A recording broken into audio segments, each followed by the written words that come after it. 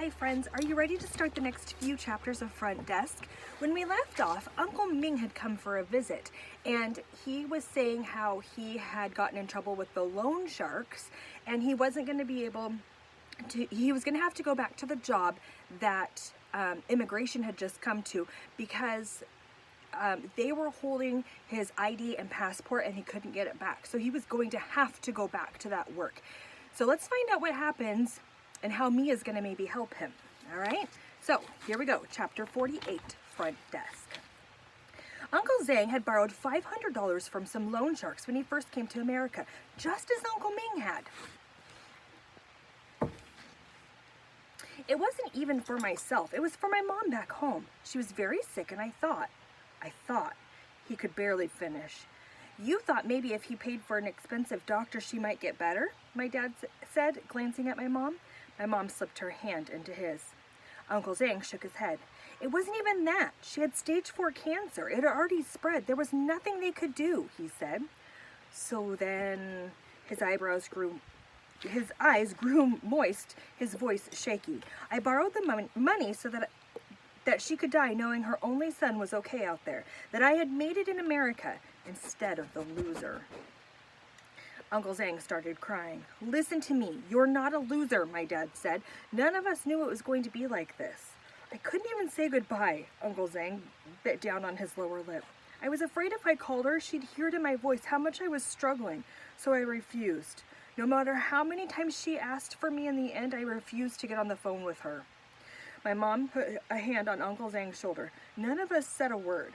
I sat very still, thinking about my own secrets that I was keeping from my parents.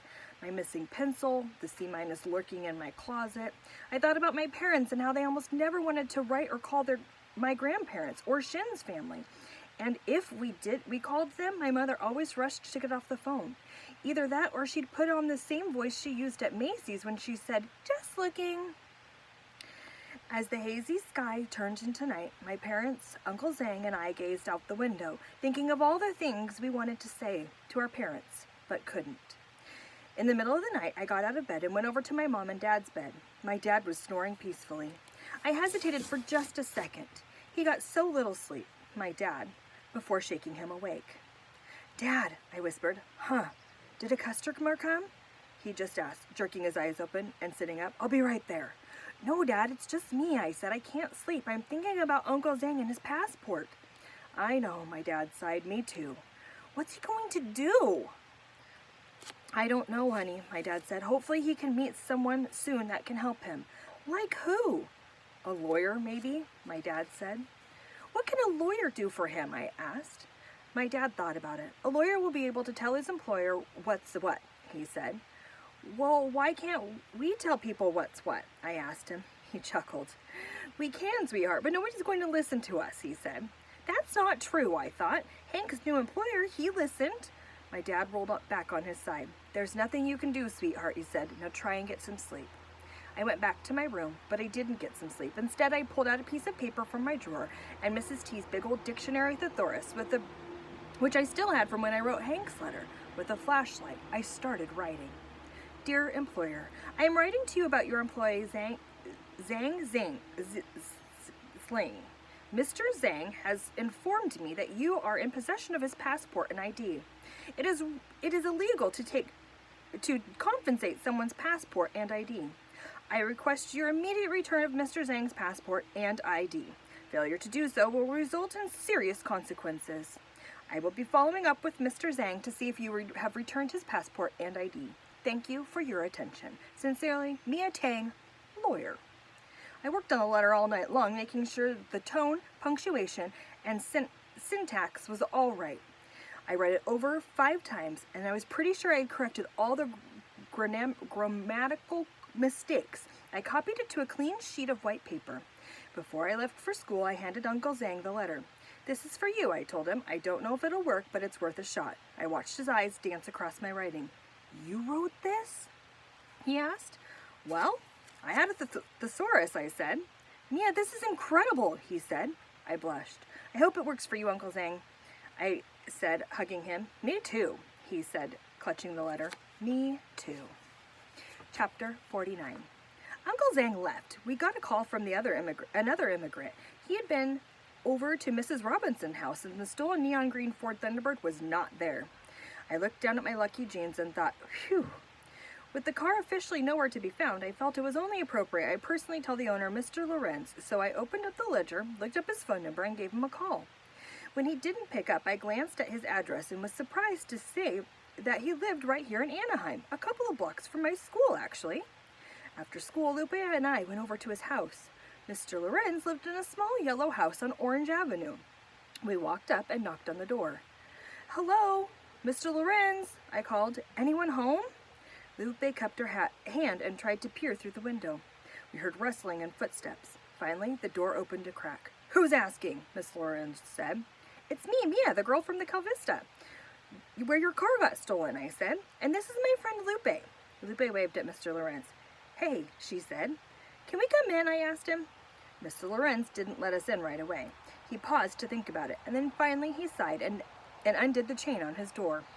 His house had a funky smell like somebody had been cooking stinky tofu, and I forgot to open the window. Lupe wrinkled her nose as we took a seat on the couch. "This better be quick," Mr. Lorenz said. "Don't worry, we'll only take a minute," I said. "I just wanted to come over and tell you personally that we can't find your car." "That's okay. The insurance company has already comped me," he said. "I know, but still, it's important to you." Is that it?" Mr. Lorenz snapped. Just then, we heard a vroom. A car came speeding down the road and parked right in front of Mr. Lorenz's house. We glanced out the window, our eyes stretched when we registered the color. Neon green. "Hey, isn't that it?" Lupe asked. Yes, it is. It's the neon green. It was a neon green Thunderbird. The neon green Thunderbird! The driver of the car got up and walked up to the house. He turned the knob. "Hey man, you said the car was in perfect condition, but the windshield's got all these dents in it," the guy said, tossing the keys to Mr. Lorenz. Then he looked at us. "Who are you?" he asked. "We're just," Lupe said. "Leaving," I announced. I grabbed Lupe's hand and lunged for the door, but Mr. Lorenz was quicker than me. He slammed the door shut with one hand. "Not so fast," he said. "Where do you think you two are going?" "Home," I said. I glanced at Lupe. Sweat beads were falling like raindrops from her forehead. "We gotta go home and do our homework, right, Lupe?" "Yeah, we have a lot of homework." "And when you're done doing your homework, what are you going to say?" Miss Lorenz asked. He leaned into us. I could feel the hairs rising on my neck. "And what about what you saw?" My breath caught in my throat. "Nothing," I said. "I didn't see anything." "Me neither," Lupe said. He stared at us. Desperately, I tried to erase my thoughts so he couldn't read them. "Good," he said. His wet lips twisted into a smirk. He crouched down and whispered into our ears, "Breathe a word about this, and I will come find you." The threat grabbed me and smothered me as I ran all the way home. Chapter 50. As I sat at the front desk waiting for Hank to get home, he and Fred had gone to the Angels baseball game. It was getting to be rush hour. I stared at the cars crawling down Coast Boulevard, muttering, come on, under my breath. When at last I spotted Hank's pickup coming down the road, I ran outside waving my arms. Breathlessly, I told him and Fred what had happened. "I knew it," Hank said, throwing his Angels baseball cap onto the ground. "What'd I tell you, Fred? It was an inside job. The guy probably thought he could pull a 30-day special." "What's a 30-day special?" I asked. "A 30-day special is when someone reports his car got stolen, but it's not really stolen," Fred said. "He was just hiding it for 30 days. My mind was swarming with questions. Why 30 days? "Because that's how long most insurance companies take to settle the claim," Hank explained. "The insurance company probably gave him a big fat check for the price of his car." "And what happens to the car?" Hank shrugged. He could try and sell it to someone or sell it for parts." "That's probably what he was doing when he went over there," I said. "We have to call the police." I grabbed the phone and dialed the number for Officer Phillips. This time, Officer Phillips actually listened. He and his colleagues went straight over to Mr. Lorenz's house, where they watched him for a while and eventually caught him red-handed trying to sell his stolen car. They arrested him on the spot for insurance fraud, money laundering, and a whole bunch of other bad stuff that I'd never even heard of before. "He'll be going away for a long, long time," Officer Phillips said when he came over that night. That was a relief, considering the last thing Mr. Lorenz said to me. Officer Phillips shook my hand and thanked me for cracking the case. I was all smiles. My mom and dad joked that maybe I could get a job for the force one day. Officer Phillips chuckled and was about to turn to leave when I nudged him and pointed towards Hank's room. Officer Phillips sighed, but he followed me over. Hank answered on the first knock and then frowned when he saw who it was. Officer Phillips looked similarly unthrilled, but nevertheless, he muttered an apology for having wrongly accused Hank. You know what that cost me. It cost me my job, Hank said. Again, I'm sorry, Officer Phillips said flatly. Hank looked at him straight in the eye. Don't be sorry, be better, Hank said. Next time you accuse a black man, stop and think. Officer Phillips looked away and didn't say anything. That night, my mother and father came into my room. We're proud of you, they said. Even though you went to a stranger's house, my mom tisked. But I could tell she wasn't really mad. They took a seat at the foot of my bed, and my mother reached for my hand. Do you still remember asking me a while back why we came to America, she said. I nodded. This is why, she said. Because of 30-day specials, I asked. Mom chuckled and shook her head. No, sweetheart, she said. Because here people are innocent until proven guilty. For the most part, at least. That's what you saw tonight. Slowly, my parents started telling me about something that happened in China a long, long time ago called the Cultural Revolution. The Cultural Revolution was a political movement that took place in China in the 1960s and 70s. My parents said that during the Cultural Revolution, my grandparents were locked up and shipped away. It didn't matter whether they actually did anything wrong. That's why we left, so that something like that wouldn't happen to you, my dad said. Tonight, seeing that police officer arrest Mr. Lorenz and actually come back here and apologize to Hank. Okay, he didn't really want to apologize, but he still did. I know I made the right decision. America may not be perfect, but it's free, and that makes all the difference. I finally understood why my parents meant by free. Chapter 51. I hopped and skipped over to the Topaz Inn the next afternoon to tell the security guard the good news. You can rip up that ridiculous list of yours, I told him, but he just shrugged. Better safe than sorry, he said.